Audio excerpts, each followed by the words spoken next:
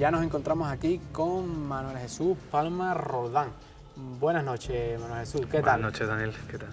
Aquí tenemos el libro que presenta, bueno, que ya lo presentaste, Escocia Misteriosa, que le he estado echando un vistazo y está muy bien. Y bueno, ¿cómo podemos resumir en principio el libro? ¿Qué es el libro?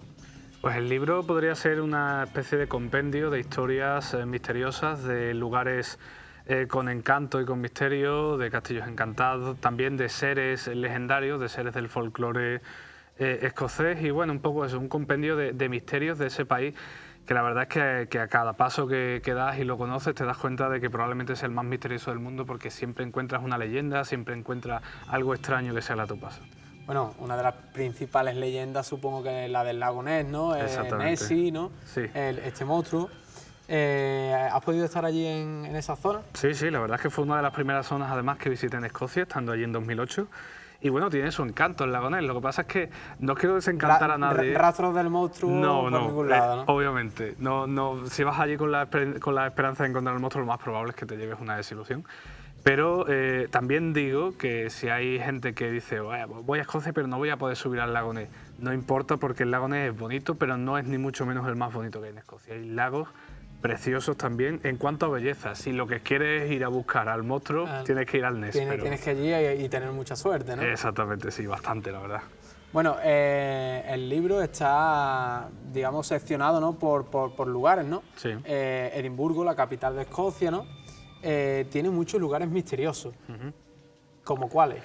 Edimburgo le he querido dedicar un capítulo entero del libro porque entendía que era justo al ser la capital y al ser el sitio con más lugares encantados, yo creo que ya no solo de Escocia, sino prácticamente del mundo.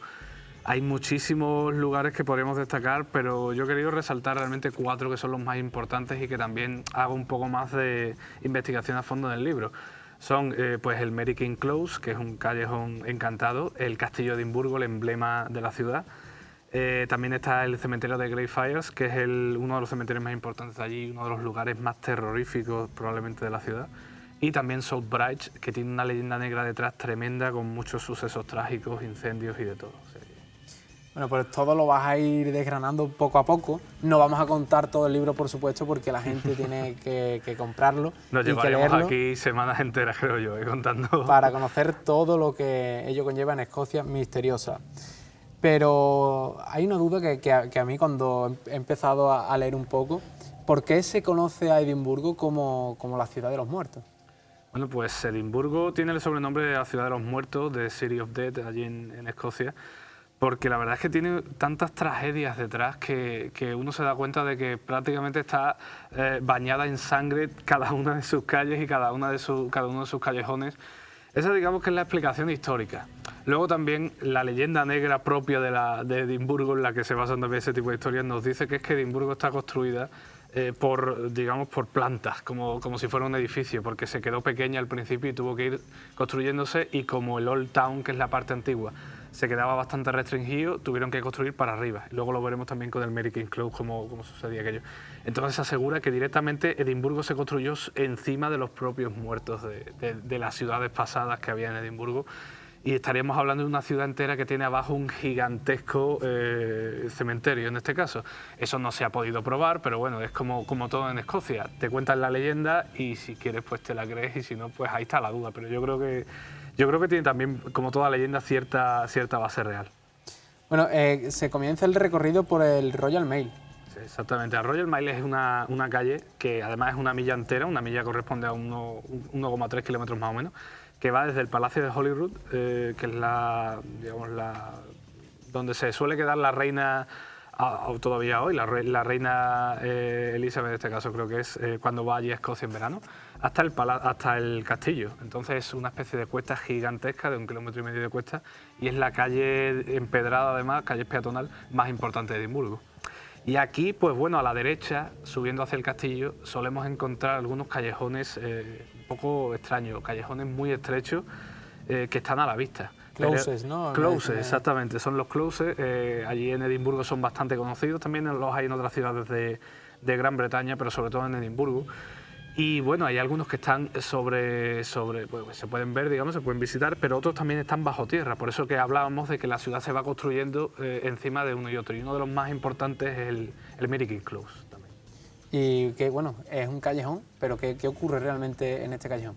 Pues es un callejón, entendemos callejón no solo como una pequeña calle, sino como un barrio casi entero. El Mary King Close era un barrio antiguo en la Edad Media de Edimburgo. Y en aquel barrio, pues bueno, se llamaba Mary King como casi todos los barrios tenían el apellido de la persona más ilustre que vivía allí. En este caso era Mary King, que era además bastante curioso porque era una mujer. No solía ser... las mujeres, pues por desgracia, no solían ser tan importantes en aquellos tiempos, pero Mary King se había ganado el respeto de sus conciudadanos. Y aquel callejón, aquel barrio entero se llamaba como ella, se conocía como ella. Era un barrio en el que había muchísimas tiendas, muchísimos comercios. Y bueno, que tuvo la suerte, era un barrio de los más habitados, digamos, de allí de Edimburgo. ¿Qué pasa? Que sucedió que a mediados del siglo XVII llegó la peste bubónica a Edimburgo, probablemente desde el puerto de Leith, y se extendió por la ciudad muy rápido, rapidísimamente, y una de las zonas más afectadas por toda la aglomeración de gente que había fue el callejón de Mary King, el Mary King Close. Entonces hubo muchísima muerte por culpa de la peste bubónica allí en este callejón. Pero las personas, la verdad es que eran bastante civilizadas, porque en lugar de pues, intentar huir o cualquier cosa de este tipo, se quedaban en casa, en sus casas recluidos, y ponían una pequeña pañoleta blanca para que supiera la gente que allí había un infectado y se acercara con mucho cuidado. Eso no impidió que la peste se extendiera, a pesar de los esfuerzos también del propio Ayuntamiento de Edimburgo por impedirlo, con médicos y demás. Claro, en esos tiempos tampoco se conocía la cura exacta a ese tipo de enfermedades. Y bueno, el Mary King Close perdió a la mayoría de sus habitantes por culpa de esta plaga, y se quedó marcado ya para la eternidad por culpa de esto. Entonces se fue deshabitando cada vez más, hasta que el propio ayuntamiento, viendo que le faltaba sitio, además en un sitio tan importante como la Royal Mile, decidió pues construir encima. Ir construyendo encima del Mary King Close, de los barrios estos. Había casas que llegaban a los 7 pisos, pues encima de eso iban construyendo cosas. Incluso el City Chambers, que es ahora mismo el Ayuntamiento de Edimburgo, está construido sobre el Mary King Close. Entonces, claro, aquello pues a la gente que todavía quedaba allí, normalmente gente bastante pobre, pues le afectaba al fin y al cabo. Era una cosa pues que te dejaban casi encerrado ahí en el barrio. Cada vez quedaba menos gente, hasta que al final, en 1901, deciden sacar al último habitante que había allí, que era Andrew Chesney, y tapiar por completo el barrio. ¿Qué pasa? Que después de un siglo tapiado deciden abrirlo, y es cuando empiezan a pasar, digamos, las cosas extrañas allí. Las cosas misteriosas, ¿no? Exactamente. Bueno, se le conoce por muchos tipos de apariciones, pero realmente, más o menos, ¿cuántas son las conocidas? ¿Cuáles son? Las más conocidas hoy en día, que son las que tenemos constancia desde que se vuelve a abrir el Mary King Close en 2003, ya como una atracción turística, es una atracción que cualquiera puede visitarla si no tiene demasiada claustrofobia, porque es bajar túneles y andar por... Una ciudad subterránea, como contabas antes, Exacto. ¿no? Totalmente... bueno, supongo que como bajar al metro, ¿no? Pero, Sí, pero realmente, claro, mucho más antiguo, muchos espacios más estrechos. Espacios más reducidos, tienes que ir en muchas habitaciones de estas pues con la cabeza agacha, y la verdad es que entiendes también esa claustrofobia que se debía sentir allí en esos tiempos, y más con este tipo de enfermedades. Entonces, bueno, se abre en 2003 el Mary King Close y empieza, claro, lo visita muchísima gente, y empiezan ya pues las apariciones. Como en todos lugares de Edimburgo, empieza ya a aparecer gente. La primera de ellas es la de Annie, que es una pequeña niña. Siempre tiene que ver el fantasma de una niña en todo sitio. Es primordial. Exactamente. Bueno, pues Annie la descubre no un visitante del propio Mary King Close, sino una parapsicóloga japonesa que se llamaba Aiko. Y esta señora pues estaba haciendo un programa en Edimburgo sobre sitios encantados, más o menos la misma ruta que vamos a hacer nosotros hoy. Y bueno, pues decidió entrar al Mary King Close justo antes de que lo abrieran, además. Todavía no estaba abierto al público. Esta señora iba por las diferentes estancias, cuando de repente se da cuenta de que en una esquina de una de ellas, además bastante grande esta estancia, hay una niña que está llorando. Ella se da cuenta de que los demás no la ven, de que el cámara no la ve, que solo la puede ver ella. Entonces entiende que es una niña fantasmal. Y le pregunta, supuestamente, esta medium japonesa a la niña que por qué llora. Y ella le dice que es que sus padres se ha perdido de sus padres como que la han abandonado, y que además ha perdido su muñeca favorita. Esta mujer se da cuenta de que la niña es un fantasma, pero que no quiere hacer daño a nadie, y lo único que pasa es que está perdida un poco, que tiene esa pena de haber perdido también a sus padres, a su muñeca. corre rápidamente a la Royal Mile, entra en una de tantas tiendas de souvenirs que hay, le compra una muñeca a la pequeña niña y vuelve con esa muñeca y se la deposita a Annie. Entonces ella dice que Annie vuelve a sonreír y vuelve a estar contenta y asegura que nunca más volverá a molestar a nadie mientras tenga muñecas allí. La gente que ha ido al Mary Kay Close y que conoce esta leyenda se lo ha tomado al pie de la letra y ahora cuando tú entras en la habitación donde supuestamente se aparece Annie, te encuentras muchísimas muñecas allí, algunas nuevas, otras un poco más viejas, dando ese toque tétrico, digamos, a la habitación. Y muchísimas muñecas que hay allí que muchos visitantes las dejan ahí para mantener al espíritu de Annie contento, digamos. Y además que bueno, las muñecas siempre es algo también muy cinematográfico, ¿no? Exactamente, sí. Hace muy poquito se ha estrenado una película, Annabelle, ¿no?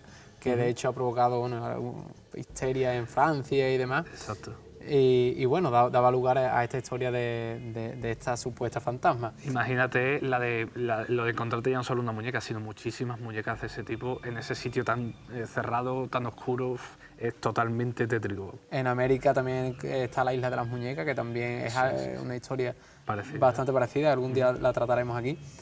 Hay más apariciones en el lugar, ¿no? Hay otra bastante interesante que es antes hablamos de que en 1901 echaron al último, es que lo echaron literalmente, lo tuvieron que sacar casi a la fuerza con un edicto del ayuntamiento, o se va de aquí o nos lo llevamos al calabozo, o sea, o por las buenas o por las malas, que era Andrew Chesney, este último habitante de Mary Kay Close. Este señor tenía una tienda de sierras allí en el callejón, digamos, y se llevó bastante tiempo, yo creo que incluso décadas, viviendo solo allí. Incluso sin que nadie visitara ya su tienda, era un hombre bastante viejo.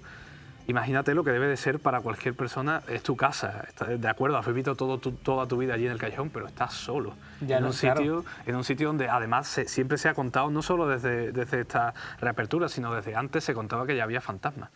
Bueno, pues se llevan al señor Chesney, muere al poco tiempo este hombre y claro, ¿qué es lo típico? Pues que después se aparece en la propia casa, que además es donde termina el recorrido que te hacen en el Mary Kay Close. La última casa que tú ves es la del señor Chesney y te abren la puerta y te dejan mirar hacia adentro por si al señor Andrew Chesney le da por aparecer.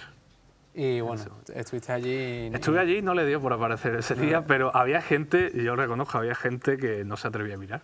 Que decía, después de escuchar toda esta historia, claro, tan rocambolesca, que además que estamos hablando de un hombre que era herrero y que lo que sí que puedes ver son las sierras al fondo de la habitación en el que era su taller. Y claro, es también muy de película, ¿verdad? Eso de que tú llegas a un sitio, un aserradero abandonado, ¿no? Y que de repente pueda pasar algo, pues la gente tenía mucho palo. Él fue realmente arrancado de su raíz. Totalmente. Porque él no se quería ir. Exacto. Entonces, claro, toda la historia te lleva a ello. Terminamos el recorrido, como decías, allí en este callejón, en este close, ¿no? Y ahora nos vamos al Royal Mail, ¿no? Nos encontramos, bueno, yo creo que con uno de los iconos de Edimburgo, ¿no? Exactamente. El castillo. El castillo, que además, para el que no sepa, es el segundo monumento más visitado de toda Gran Bretaña. No de Escocia, sino de todo el Reino Unido. O sea que solo detrás de la Torre de Londres, que obviamente es Buckingham Palace y demás, pues en Londres hay que visitarlo. Entonces es un sitio emblemático ya no solo turístico, sino también por todas las leyendas. Es el emblema de Edimburgo y como emblema de una ciudad misteriosa, pues también tiene sus misterios, obviamente. Es un sitio que no fue utilizado como fortaleza hasta mediados del siglo XVII porque no era su misión. Era simplemente un palacio pues como los tenemos aquí en España realmente, como puede ser la Moncloa o la Zarzuela. Palacios, castillos grandes que no tienen misión defensiva, sino simplemente para que viva el rey. Entonces, por ejemplo, en 1650 fue cuando las tropas de Orwell, de Cromwell, mejor dicho, que estaban tratando de sitiar la ciudad, fue cuando entraron al castillo para conquistarlo. Eran tropas inglesas que trataban de conquistar, digamos, Escocia, ¿no? De esa manera. Entonces, el día antes, la noche antes de ese asalto al castillo, se cuenta que se vio por los alrededores a un joven tamborilero, fantasmal, porque parece que flotaba sobre las calles empedradas de la Royal Mile y lo más curioso de este fantasma es que no tenía cabeza, era un fantasma descabezado. El niño sin cabeza. El niño sin cabeza, exactamente. Además es uno de los más famosos fantasmas de allí de Edimburgo y desde entonces pues se ha visto varias veces allí cerca del castillo como un augurio de que el castillo va a ser atacado. Lo más curioso de todo es que también la última vez que se vio fue en 1960 y el castillo no fue atacado en 1960. Pero claro, alguien dice, algo pasaría en Escocia en ese momento, no se sabe el qué, pero algo pasaría en 1960 para que ese fantasma se apareciera, igual que había hecho antes cada vez que el castillo iba a ser atacado. Y realmente no ocurrió nada. No ocurrió nada que sepamos, igual ocurrió algo dentro del castillo o algo extraño que no sabemos todavía, pero es curioso eso, que esta aparición no tuviera que ver realmente con un asalto al castillo. ¿Sí? Bueno, claro, el castillo tiene una importancia vital como fortaleza de la ciudad, ¿no? Realmente, ¿no? A partir de 1650, sí, como cuando ya lo toman como fortaleza, porque antes, ya te digo, antes solo era digamos, la casa del rey, por decirlo de alguna manera, el palacio del rey. Después sí, después ya tiene una importancia vital como fortaleza. Incluso hubo muchísimos soldados españoles, por ejemplo, de la Guerra de los 100 años, en los calabozos de este castillo, que además también tienen sus propias leyendas, porque los calabozos son sitios donde, ¿sabes? Pues, sobre todo antiguamente, se dejaban a los prisioneros, ¿verdad? Y muchos de ellos pues morían de hambre. En ese momento no había tanto derecho humano y no se tenía tanta cortesía, ¿verdad? Con los prisioneros. Y los dejaban morir de hambre, o incluso torturados, pues murieron muchos. Entonces se dice que también las mazmorras de este castillo también pueden estar encantadas por este tipo de fantasmas de los prisioneros. Y hay incluso testimonios de gente que ha sido atacada por un ente invisible ahí en el castillo, que dice que, sobre todo, una mujer que iba también grabando otro programa de televisión. Parece que las cámaras de televisión atraen un poco a este tipo de fantasmas, no sé por qué. Bueno, para nosotros creo que nos pasa un poco lo contrario. Bueno, ya aparecerá seguro, ya llegará el momento. Si no, pues mira, podéis ir a Escocia y seguro que allí os dais con alguno. Entonces esta mujer decía, no se vio nada en las cámaras, de hecho tú ves la grabación y no se ve nada, solo simplemente parece que hay una especie de destello, que eso podría ser 10.000 cosas, claro. Y tú bien lo sabes porque estás acostumbrado a andar con cámaras y demás, que ese tipo de reflejos pueden ser cualquier cosa, no tienen por qué ser un fantasma. Entonces la mujer esta decía que algo le había tirado de la ropa hacia atrás y estaba muy alterada, y lo único que se ve es eso, un pequeño destello de luz y nada más. Pero claro, toda la gente que va al castillo, lo visita y le cuentan esta historia, pues ya va un poco como con cuidado a visitar estas mazmorras, claro. Claro, va sugestionada por todas las historias que se conoce del castillo. Exacto. ¿Cuáles son los principales fantasmas que viven, por así decirlo, allí en el castillo? Bien, pues bueno, aparte de este tamborilero, que es bastante conocido, pero realmente no se sabe cuál es su identidad. Porque, claro, un tamborilero, además sin cabeza, claro, es imposible saber quién era. Identificar. Probablemente uno de los fantasmas más conocidos, que sí se sepa su identidad del castillo, sea el de Janet Douglas, que fue una dama que vivió a principios del siglo XVI. Se casó con un noble. La verdad es que la historia de Janet Douglas sería muy larga de contar. Vamos simplemente al tema de cómo acabó esta señora y por qué está su fantasma allí. A Janet Douglas la odiaba el propio rey de Escocia, que era James V en aquellos tiempos, y no paró hasta encausarla por brujería. O sea, estaba empeñado en acabar con ella. Y lo consiguió en la década de los 30, en la que es el siglo XVI, consiguió encausarla y que finalmente Janet Douglas muriera en la hoguera, quemada, en la esplanada que hay en el castillo de Edimburgo además, en 1537. Entonces se dice que su fantasma, que es una dama gris, allí se le conoce a los fantasmas femeninos como damas de todos los colores, grises, verdes, de todos los colores, pues Janet es una dama gris que se pasea por esa esplanada del castillo donde murió y también pues cerca del castillo, por la misma zona donde se aparece el tamborilero. Y existe también otra leyenda bastante curiosa. En esta ocasión tampoco sabemos muy bien quién es o sea, sabemos la identidad de este fantasma, digamos, pero fue un gaitero que que tuvo la desgracia de ser encomendado por el ayuntamiento, por los propios gobernantes de Edimburgo en aquellos tiempos, en el siglo XIX además, para visitar un túnel que descubrieron por debajo del castillo. Ellos descubrieron un túnel, unas reformas y decían, bueno, un túnel por aquí, Edimburgo, ciudad subterránea, hemos hablado que hay muchísimos túneles también, esto pues capaz que nos lleve a Holyrood, o sea, durante toda la Royal Mile por debajo, una Royal Mile subterránea. Pero claro, ¿quién se mete a descubrirlo? Pues mira, a este gaitero lo vamos a coger y le vamos a meter, y que además, como lleva su gaita, que vaya tocando la gaita mientras va por el callejón para que nosotros sepamos hasta dónde llega. Pues allá que el pobre gaitero tuvo que aceptarlo, obviamente, porque eran órdenes de arriba. Y iba tocando la gaita, tocándola, se escuchaba el eco, hasta que de repente no se escuchó nada. Aquellos, los hombres se quedaron un poco, bueno, ¿aquí qué ha pasado? Está demasiado lejos, vamos a ir por la Royal Mile a ver si se le escucha, no sé qué. No se escuchó nada, no se volvió a saber absolutamente nada de este gaitero. Y dicen que bueno, lo más probable es que se perdiera o muriera o le pasara cualquier cosa allí adentro. La cosa es que ahora por las noches en Edimburgo, si tú prestas mucha atención, en las horas donde no hay ya tanto ruido, dicen que se puede escuchar por debajo de la tierra, por debajo de la Royal Mile, una melodía muy triste de gaita, que probablemente sea la de este fantasma gaitero, que se perdió allí en esos callejones subterráneos. Y que nadie entró a buscarlo. Que nadie entró a buscarlo, obviamente, porque claro, si le había pasado eso a él, lo más probable es que los demás sufrieran el mismo destino.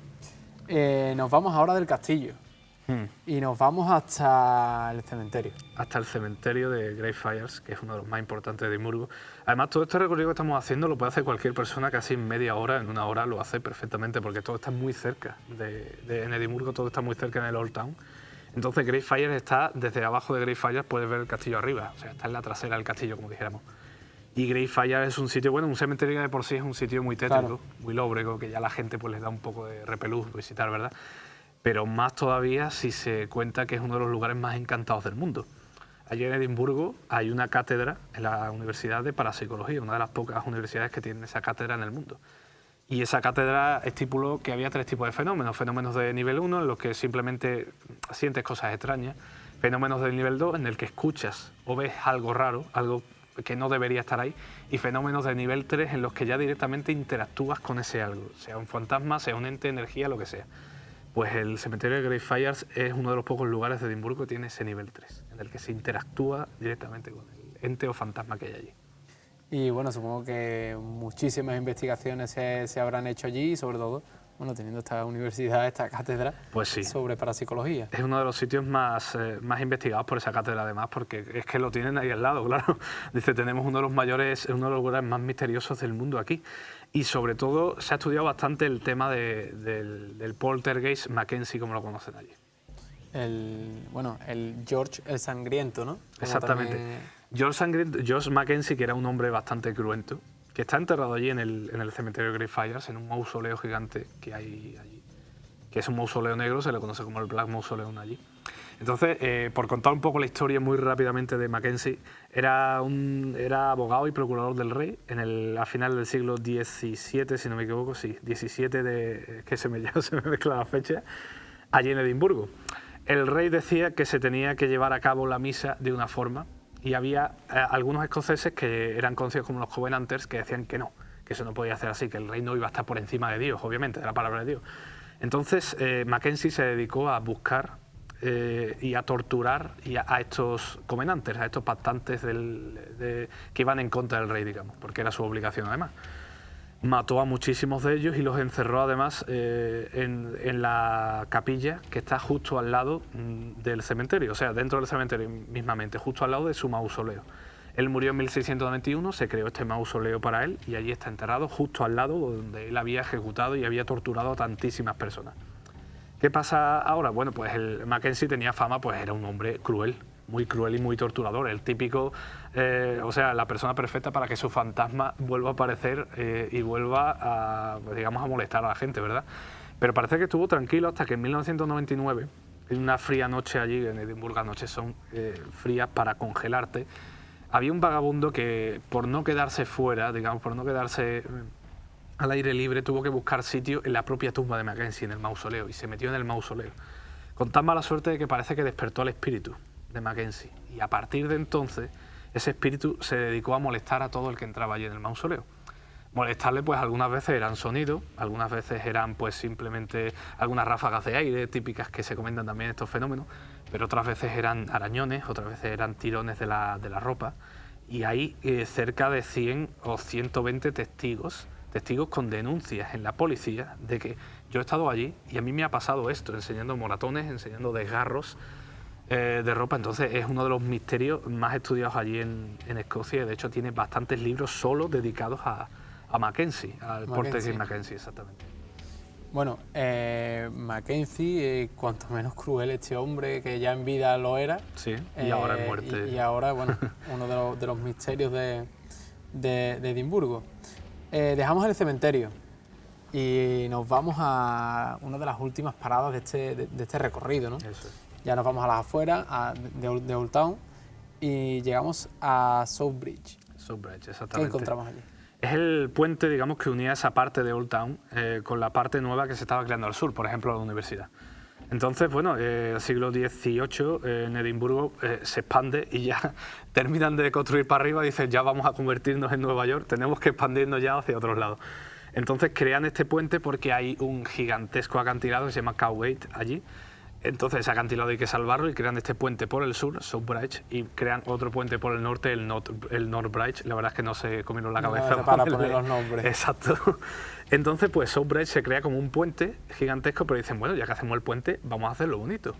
Lo hicieron con 19 arcos y dentro de cada arco había bóvedas en las que la gente podía tener sus negocios. Entonces hicieron el puente, que además fuera una especie de centro comercial gigante de aquella época, de final del siglo XVIII. Incluso se habilitó también alguna de esas bóvedas para que la gente viviera allí. Eran como pisos, pues en ese momento de lujo casi, claro. Era una cosa nueva, una cosa bastante vistosa. Pero ¿qué pasa? Que claro, no tuvieron en cuenta de que aquello, al estar al lado de un acantilado, las condiciones de vida no iban a ser muy buenas. Había muchísima humedad, aquello era un terreno bastante pobre, entonces poco a poco aquello se fue deshabitando. Y South Bridge se quedó prácticamente a principios ya del siglo XIX, o sea, en apenas 20 años, se convirtió de la obra más importante de la ciudad al sitio donde acababan todos los drogadictos, digamos, de aquellos tiempos, toda la mala gente, asesinos, pues prostitutas, todo ese tipo de mala calaña acababa en South Bridge. De hecho, se cuenta que Burke y Hare, los míticos ladrones de cuerpos, que tantas veces hemos oído hablar de ellos también, que vivían en Edimburgo en aquella época, llegaron a asesinar a personas allí en South Bridge, porque claro, era el sitio perfecto para unos asesinos coger a alguien y pues, cometer sus crímenes. Entonces, pues South Bridge tiene también una leyenda negra de que en aquellos tiempos ya solo quedaba lo peor, digamos, de Edimburgo. Y estaba todo allí concentrado, digamos, en este puente. Exactamente. Bueno, pues asesinatos, todo ese tipo de cosas se van allí, claro. Era un sitio bastante tenebroso y bastante oscuro. Por si fuera poco, en 1824 hay un incendio pavoroso, no en South Bridge exactamente, pero en una zona muy cercana, que impidió que la poca gente que seguía viviendo allí pudiera salir y murieron de sofocación. O sea, murieron sofocados no ya por sí del fuego del incendio, sino del propio humo, ¿verdad?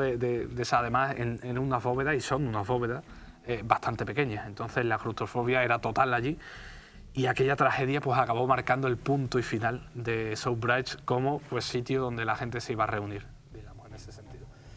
Hay quien dice que todavía siguió viviendo, hubo familias que seguían viviendo allí durante un tiempo, pero parece que ya se quedó prácticamente deshabitado y que eso de la gente que vivía allí era bastante esporádico. Pasa que en un momento dado, viendo que aquello ya no servía para nada, entre comillas, lo de las bóvedas nos referimos, el puente sigue estando obviamente habilitado, pues el ayuntamiento decide cerrarlo todo a finales del siglo XIX. Y solo deja abiertas unas cuantas bóvedas muy cerca de Niddry Street y de Blair Street, que son las calles más cercanas a ese South Bridge. Pues en esas bóvedas sí que se mantenían más o menos bien y como estaban cerca de los comercios, digamos que no estaban tan marcadas por esa leyenda negra y por todo aquello que pasó. Y en esas bóvedas pues se montó de todo, desde tiendas hasta locales de ensayo para grupos, por ejemplo, que tenían muy buena acústica además, hasta pubs también, había pubs en esas propias bóvedas de South Bridge. Y así siguió pues hasta 1980 prácticamente. ¿Y a día de hoy qué encontramos en esas bóvedas? A día de hoy encontramos, podemos entrar en ellas, en muchas de ellas, a través de un pasadizo, digamos, que se abrió precisamente en 1980, gracias a la acción de un exjugador de rugby, y allí el rugby es una religión casi en Escocia, es el deporte nacional. Pues un jugador de rugby fue el que descubrió un pequeño pasadizo que fue abriéndolo poco a poco, desenterrando esas pequeñas bóvedas, abriéndose paso entre ellas hasta ver lo que hoy tenemos como la bóveda de South Bridge, que podemos encontrar, pues creo que son un conjunto de casi 20 bóvedas de las que había, o sea, pequeñas bóvedas, no estamos hablando de los grandes arcos que había en South Bridge en ese momento, que eran 19, sino las pequeñas bóvedas que había. Y podemos visitarlo a través de dos de los tours misteriosos que hay en Edimburgo, que además yo reseño también en el libro. A través de ellos pues nos cuelan por esas bóvedas y nos llevan por esos pequeños parajes, también muy parecido a lo de Mary Kidd Close, porque son muy reducidos, bastante claustrofóbicos y nos cuentan la historia, lo mismo que yo te estoy contando a ti más o menos, todo lo que pasó ahí en South Bridge. Y parece que hay dos bóvedas bastante especiales, dos bóvedas en las que se concentra, digamos, el misterio allí en South Bridge. Una es la bóveda encantada, tampoco se comieron mucho la cabeza para ponerle para nombre. Los nombres no se comen mucho la cabeza. La Haunted Vault, que sería donde se tienen constancia de los fenómenos más claros, digamos. Entonces hay mucha gente que en esa bóveda ha visto luces extrañas al fondo, incluso dos ojos rojos, que también son muy típicos, ¿verdad?, de verlas en la oscuridad, dos ojos rojos en la oscuridad al fondo de esta bóveda. cuando iban visitándola se escuchan pasos, lamentos, incluso respiraciones, muy típico también esto de estar en esa bóveda y tener una respiración atrás, ¿verdad? Y volverte y no ver absolutamente nada o algo, o que haya algo y que no lo pueda hacer, claro. Como desconocedor, perdona, Sí. totalmente de estas bóvedas, ¿de qué tamaño estamos hablando de cualquiera de ellas? Normalmente estaríamos hablando de unas bóvedas que pueden ser, yo diría que unos 16, 18 metros cuadrados aproximadamente, o sea, unos 4x4 más o menos. Y estaríamos hablando de que hay más pequeñas y más grandes, pero no suelen variar mucho. Y luego de alto sí que son un poquito más bajas, los 2 metros, que 2 metros puede pensar la gente que es bastante, pero si tú te metes en un sitio de 2 metros y eres más o menos alto, te tienes que agachar casi. Claro. Para entrar ahí. Y sobre todo esa claustrofobia a la que no estamos Claro, acostumbrados que hoy es en un día. sitio bastante pequeño. Eso es, de tener el techo aquí, de tenerlo justo encima, eso ya te provoca muchísimo desasosiego. Entonces estas bóvedas, pues claro, esto es todo, es la claustrofobia, son las historias, esa sugestión que lleva. Obviamente está la gente mucho más también sugestionada para ver este tipo de cosas. Pero hay gente que ha entrado allí sin conocer estas historias, con otro tipo de tours y demás, y también ha tenido encuentros con estos gentes desconocidos. Eso por una parte, la Haunted Ball, la bóveda encantada. Luego tenemos el templo pagano, que es todavía más curioso, que es un templo que por lo visto fue utilizado hasta que se cerró las propias bóvedas estas a finales del 19 para realizar ritos paganos, ritos de magia y de brujería. Pero brujería buena, se entiende, brujería de la que busca simplemente pues alejar el mal de ojo, los malos espíritus, que también es muy famosa allí en Escocia, porque además la magia Wicca, que está muy de moda últimamente, nació allí en Escocia. Es originaria de allí gracias a bastantes digamos, expertos en ese tipo de brujería escoceses que lo trasladaron luego también a América, que fue donde se popularizó y demás. Entonces se tiene ese templo pagano como una de las reseñas de esos orígenes de la magia Wicca en esos tiempos, y que se cuenta que también se ha venido utilizando desde la reapertura de estas bóvedas en 1980 hasta hoy. Y tú puedes encontrar allí pues todo tipo de simbología pagana, un montón de mitología, de símbolos extraños y que están allí puestos. La teoría oficial es que es que es un templo que ha sido utilizado por brujas buenas, siempre he dicho lo de brujas buenas, para sus ritos y para sus rituales. Y la otra teoría, la de los totalmente escépticos, es que todo eso se ha creado ahora a partir de la reapertura, exactamente, para darle más INRI, digamos, exactamente, más misterio al tema. Yo ni quito ni pongo, el que pueda ir allí a Subbright y no sufra claustrofobia, porque ya digo que como sufra claustrofobia lo va a pasar muy mal, que se acerque allí y que lo determine él mismo si eso puede ser que esté montado allí porque sí o si es algo realmente misterioso. Se pueden visitar todas estas bóvedas y bueno, la verdad es que tiene que ser bonito como decimos. Bueno, Jesús, nos vamos a publicidad unos minutos muy cortitos y continuamos hablando del fantástico libro Escocia Misteriosa y veremos algunas partes también desconocidas de Edimburgo. Así que quédense ahí porque volvemos enseguida.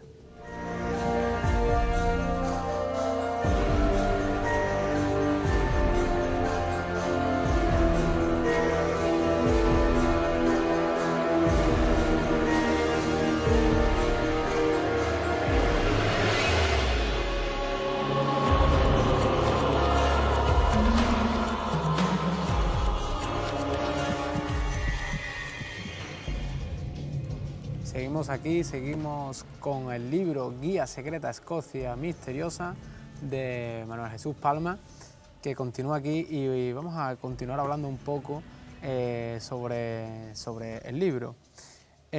Aparte de todo lo que hemos hablado, ¿cuáles son los otros lugares misteriosos o desconocidos de Edimburgo? Pues hay otra cara B también de Edimburgo. Hemos sacado, digamos, los 4 lugares más conocidos y en los que la gente puede visitar más comúnmente, pero hay también otros que te enseñan otra parte de la ciudad también oscura y también misteriosa. Podemos hablar, por ejemplo, del Palacio de Holyrood, que como hemos dicho antes es donde empieza la Royal Mile, desde allí hasta el castillo, toda esa calle empedrada. Y el Palacio de Holyrood también tiene su historia negra, se construyó como residencia de los reyes británicos y sigue siéndolo cuando van a Escocia. Pero ha tenido mucha historia sangrienta dentro. Esto es más o menos como un Juego de Tronos, ¿verdad? Existía una reina que era María Estuardo, allí la conocen como Mary Queen of Scots, María la reina de los escotos, y bueno, ella tenía un marido que era Lord Dansley, Y también tenía un amante que era también su subalterno, digamos, o su compañero, digamos, en un momento dado. A ver, uno de los hombres de compañía suyos, que era David Rizzio. Bueno, el caso es que Mary y David Rizzio tenían un lío entre ellos, probablemente. Totalmente Juego de Tronos. Exactamente. Entonces, el señor Dursley llegó a Holyrood un día y se los encontró allí a los dos, pues en pleno acto. Entonces, se le fue bastante la olla y acabó asesinando al señor Rizzio, a este amante, que es el que dice que se aparece allí en Holyrood, en una de las estancias de Holyrood. Pero es que va más allá. Parece que aquel incidente involucró a las tres personas hasta tal punto de que cada uno de sus fantasmas, a pesar de no haber muerto allí, se aparecen en Holyrood. Entonces tenemos tanto el de David Rizzio como el de también Mary Queens of Scott, de María Estuardo, que también se aparece allí, en este caso como una dama verde. Antes habíamos hablado de Janet Douglas como gris, pues esta es una dama verde. Y también se aparece por los aledaños de Holyrood, sobre todo por la noche. Y Lord Dursley, que pues también un poco como castigo por ese crimen que cometió allí, dicen que este fantasma se aparece en la escalera siguiendo una especie de rastro de sangre que se aparece delante de él, que sería un poco, pues bueno, el rastro de sangre que iba dejando el amante, la persona a la que había matado. Era como tener que seguir ese rastro de sangre eternamente, como si hubiera estado... Como si estuviera condenado. Exactamente, condenado por la eternidad a seguir ese rastro de sangre.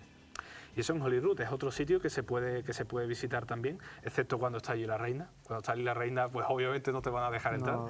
Pero es por ejemplo, es un sitio bonito para empezar nuestra visita a Edimburgo, porque a partir de ahí puedes ir subiendo la Royal Mile y hacer el recorrido que nosotros hemos hecho anteriormente.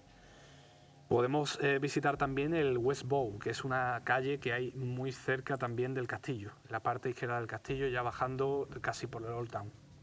Y este West Bow tiene una particularidad de que allí vivía Thomas Weir. Thomas Weir era un alcalde de allí de Edimburgo, una persona intachable, una persona que había hecho muchísimo por Edimburgo, que todos los edimburgueses estaban súper orgullosos de él, hasta que un día, pues no sabemos si loco o no, reconoció que había tenido tratos con el diablo, que había vendido su alma, y para no quedarse corto dice, pues mira, por si por esto todavía no me vais a condenar, además he tenido relaciones incestuosas con mi hermana.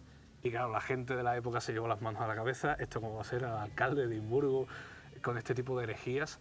Lo quemaron. Es uno de los pocos hombres, además, que fue quemado en el castillo de Edimburgo, porque sabes que siempre el tema de la Inquisición siempre iba casi más por las mujeres y por las brujas que por los brujos, y lo quemaron como un brujo, como un hereje directamente. Entonces, este Thomas Weir vivía allí, muy cerca en el West Bow, en una de las calles, que es Victoria Street, y dicen que su fantasma sigue habitando esas calles.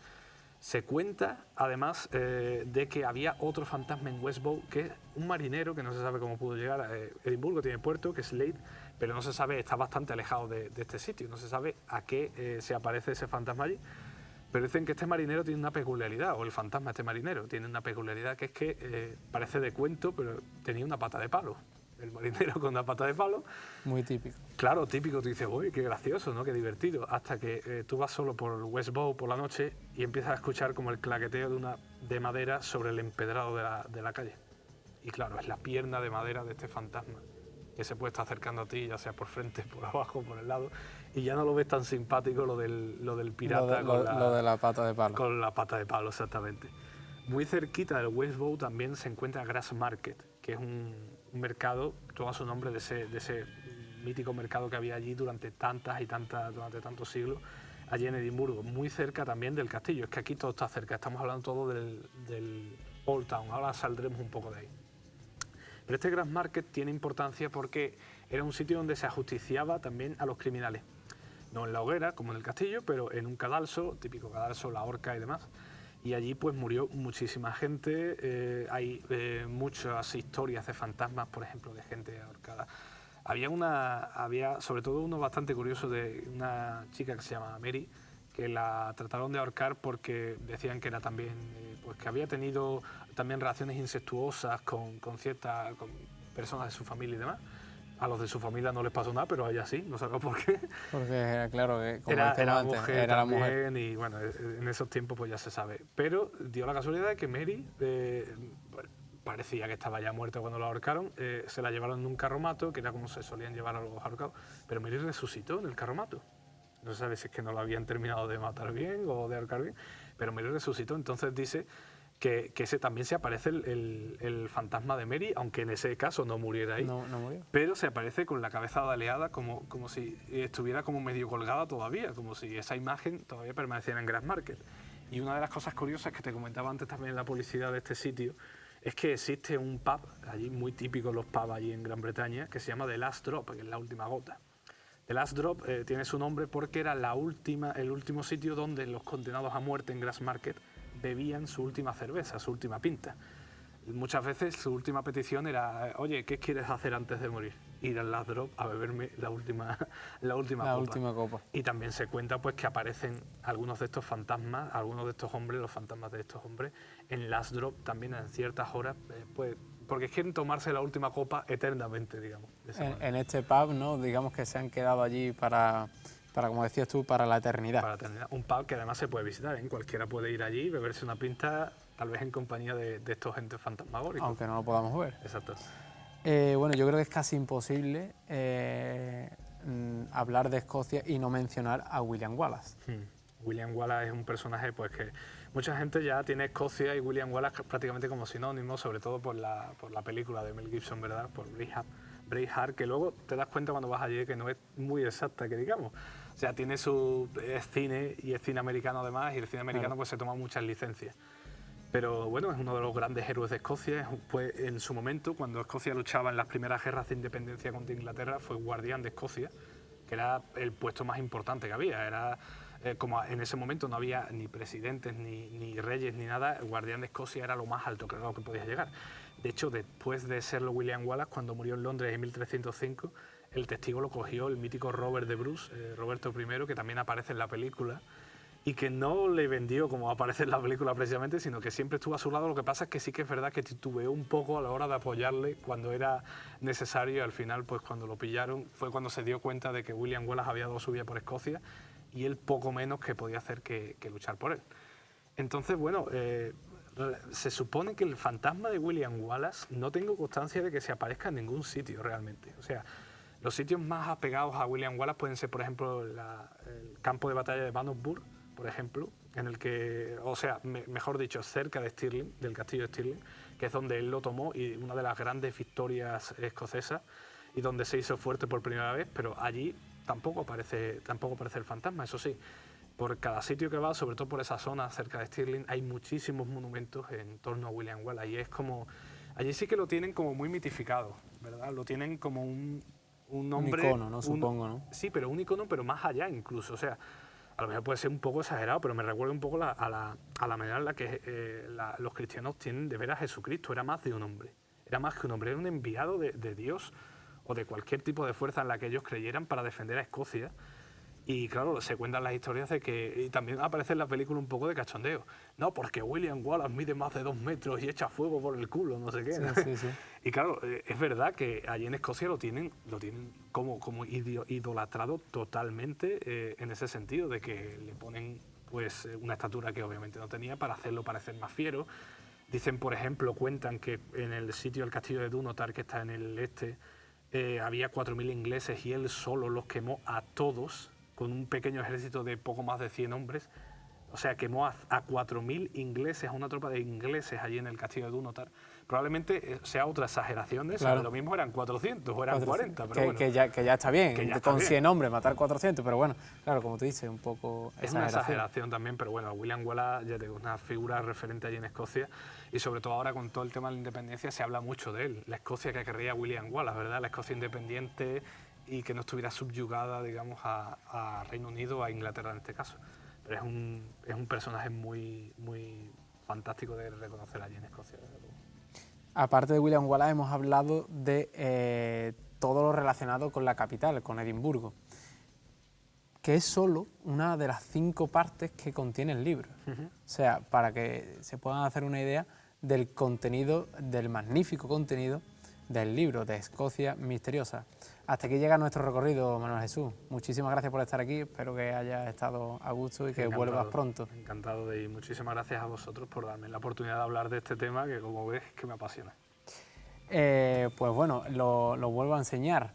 Aquel que quiera, que lo adquiera, porque seguramente le entre el gusanillo, si no lo tenía, de visitar Escocia. Bueno, Jesús, muchísimas gracias y te veo en algún otro programa por aquí. Muchas gracias, Dani. Y bueno, ahora continuamos con Zona Oculta, continuamos con un reportaje de Enigma 5. Es muy curioso porque vamos a hablar también en Enigma 5 sobre leyendas urbanas que siempre tienen una parte de realidad. Las leyendas urbanas suelen ser pequeñas piezas de terror que se propagan boca a boca con un origen poco claro o desconocido.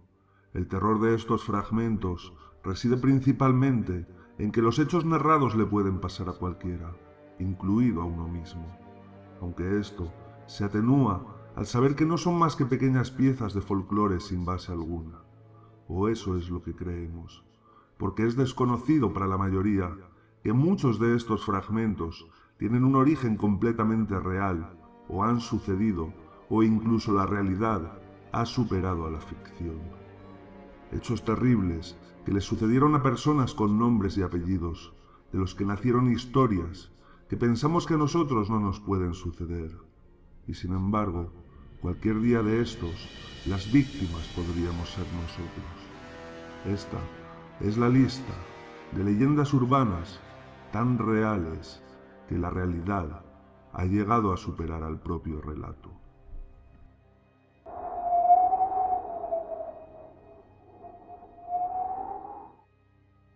Las leyendas urbanas sobre una persona a la que entierran con vida, despierta y lucha sin éxito por librarse de un destino seguro, se cuentan por cientos.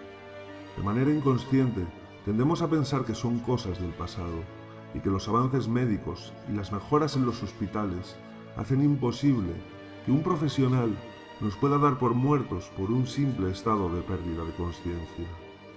Pero ¿y si no hay hospital? ¿Y si no hay médico que lo certifique?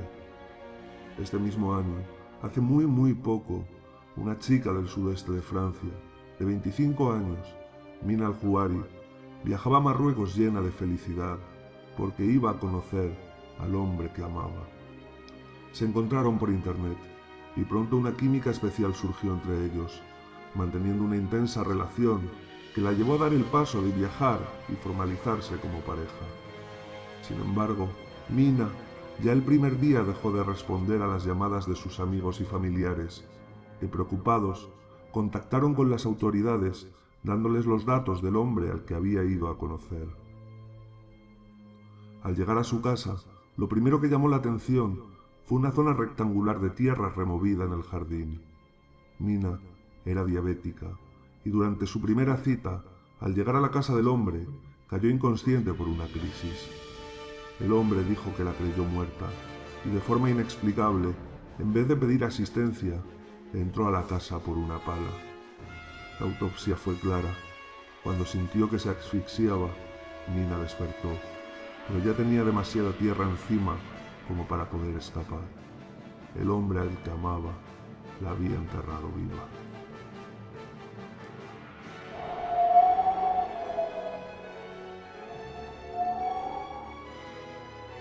Casi todos los parques de entretenimiento y ferias cuentan con atracciones para causar miedo, pasajes del terror repletos de figuras monstruosas que causan un intenso sentimiento de inseguridad mientras lo recorremos. Muchas son las leyendas, generalmente sin base, que rodean estas atracciones en cada ciudad, que fue construido sobre un cementerio, que las figuras estaban habitadas por espíritus malignos o que simplemente son muertos reales. Y sin embargo, casi nadie lo cree, aunque como siempre, a veces, la realidad supera a la ficción. Durante la década de los 70, un episodio de la serie The $6 Million Man, el hombre nuclear en Latinoamérica, rodó escenas de uno de sus episodios en la casa encantada del parque de atracciones de Pike en Long Beach, California. Al director le gustó una de las figuras y mandó resituarla para una de las escenas.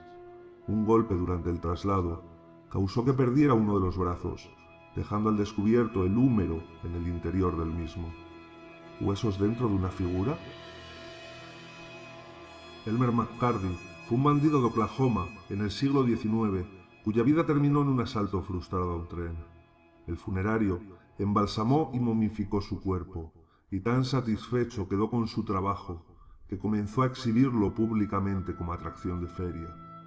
Años más tarde se perdió su pista, hasta que más de 100 años después, ese accidente hizo que se redescubriera. Durante años, el cadáver real de un bandido había estado asustando a los niños que visitaban el parque, mientras todo el mundo pensaba que era una antigua figura con un asombroso realismo.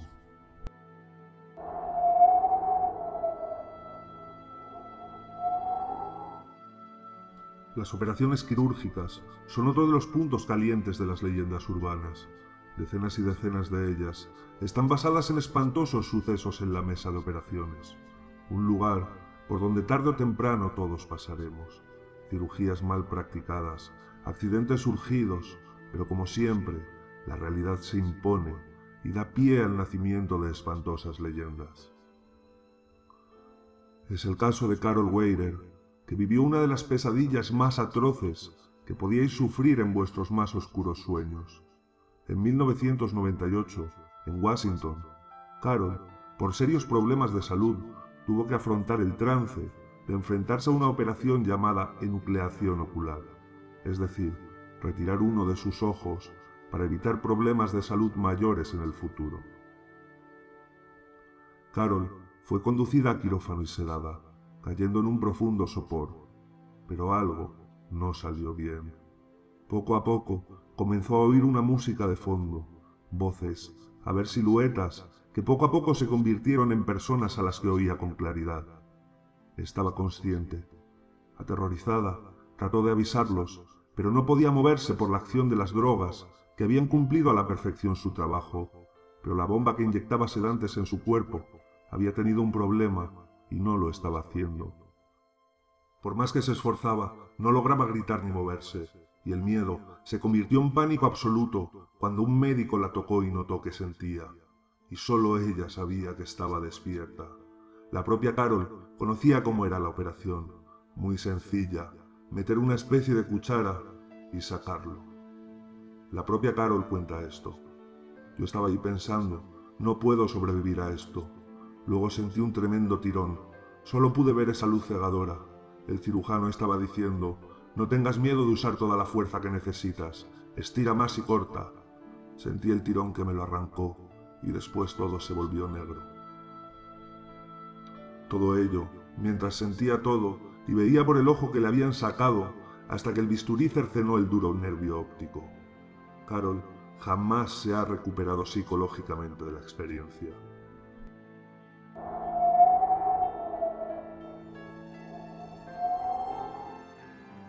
Todos hemos oído hablar de leyendas urbanas del tipo de un hombre que seduce a una bella señorita durante un viaje y a la mañana siguiente se despierta en la bañera de su hotel con una llamativa costura en su vientre y un tremendo dolor. Exámenes posteriores siempre determinan que le falta un riñón. Como leyenda urbana es una completa tontería, y no porque no suceda, sino porque puestos a delinquir tan gravemente, nadie dejaría corazón, pulmones, córneas, hígado, médula, huesos, piel y el otro riñón. Y es que debes asumir que en el mercado negro lo que hay dentro de ti vale mucho dinero, hasta $1 millón, y mucha gente está desesperada por tenerlos. La Organización Mundial de la Salud estiman unos 25.000 órganos trasplantados ilegalmente cada año, pero las cifras pueden ser mucho mayores. Pero siempre os van a decir que es una simple leyenda. Un niño de 6 años fue encontrado ayer mismo, 15 de octubre de 2014, en la provincia de Shanxi, China. Había sido secuestrado, drogado y le habían extraído ambos ojos. Los globos oculares del pequeño fueron encontrados cerca del niño, pero les faltaban las córneas, que habían sido removidas quirúrgicamente. Tuvo suerte que el encargo no fuera un hígado. Hoy, un paciente, quizás en el otro lado del mundo, va a tener córneas nuevas.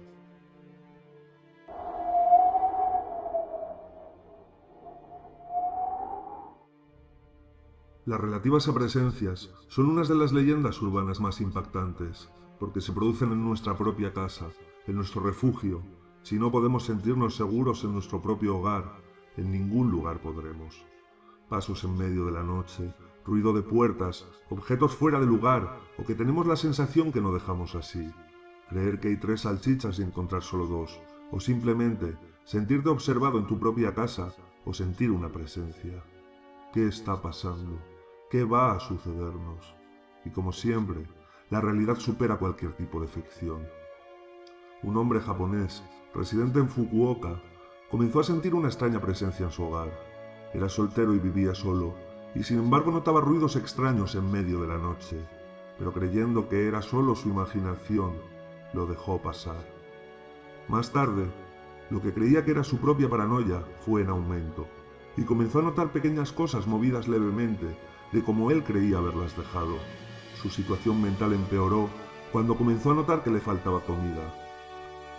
Su locura estaba llegando demasiado lejos, y para convencerse que necesitaba tratamiento, dejó una cámara sin instalación grabando desde un rincón. Al volver del trabajo, se sentó a visionar las imágenes, y no dio crédito a lo que contempló. La puerta de uno de los armarios, de una habitación que no usaba, se abrió sola. Una encorvada figura surgió dirigiéndose veloz a la nevera para regresar al armario unos segundos después. El hombre se armó de valor, se dirigió al armario y lo abrió. Unos ojos lo contemplaban. Se trataba de Tatsuko Orikawa, de 58 años, una indigente que llevaba 1 año viviendo en su casa. El hombre, lejos de presentar cargos, expresó que se trataba de una mujer muy limpia y ordenada, y salvo las paranoias que vivió, no le había causado molestia alguna. La policía encontró varios refugios como ese en diferentes viviendas del mismo barrio. Y ahora piensa, ¿hace cuánto que no miras en cada rincón de tu hogar? Escalofriante más de una de las historias que nos contaba este reportaje el amigo David Vicente de Enigma 5. Aquí termina el programa de hoy. La semana que viene tendremos otro programa cargado de noticias en Zona Oculta. Así que hasta dentro de 7 días.